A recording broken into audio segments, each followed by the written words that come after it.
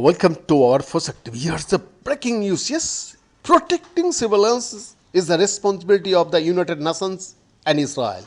The underground tunnels in Gaza are to protect the fighters. Hamas officials Moussa Abu Marzouk told in an interview conducted by Russia Today TV.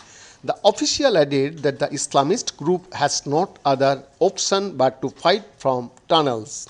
Protecting Gaza civilians is the responsibility of the United Nations and Israel. We have built the tunnels to protect ourselves from getting targeted and killed. These are meant to protect us from the airplanes, he said.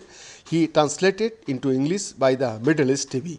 Meanwhile, Hamas militants in Gaza retaliated against the incursion of Israel troops into the Gaza Strip's main city as the war escalated into what the Israeli administration called the second phase.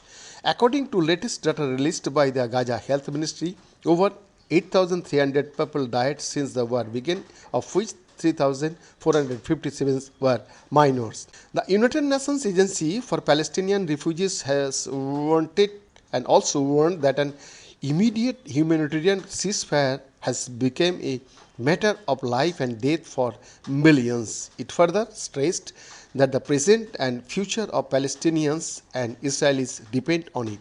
Israel's intelligence service Mossad's chief David Barnea visited Qatar to meet with negotiators and discuss efforts to get hostages released.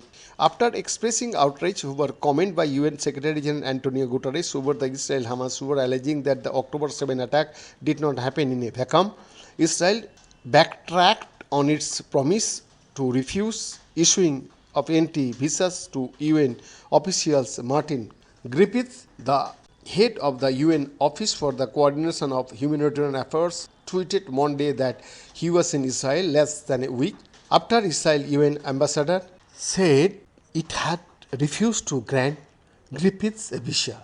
Amid the public uproar over the October 7 Hamas assault, Israel's Prime Minister Benjamin Netanyahu said he has no plans to resign.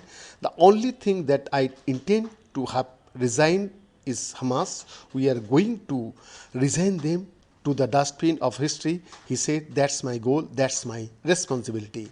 8 shipments to Gaza are set to pick up somewhat as Israel steps up its offensive. A senior Israel official said, we are expecting 100 trucks a day of 8 starting tomorrow or Wednesday.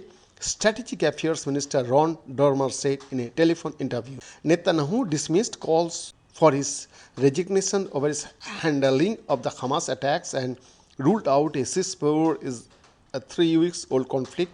The only thing I intend to have resigned is Hamas, Netanyahu said in briefing for international media. The premier, who's faced criticism over his unwillingness to accept responsibility for security lapses before and during the October 7 attack by Hamas, also said that calls for a ceasefire are calls for Israel to surrender to Hamas. That's all for today. Be in the report.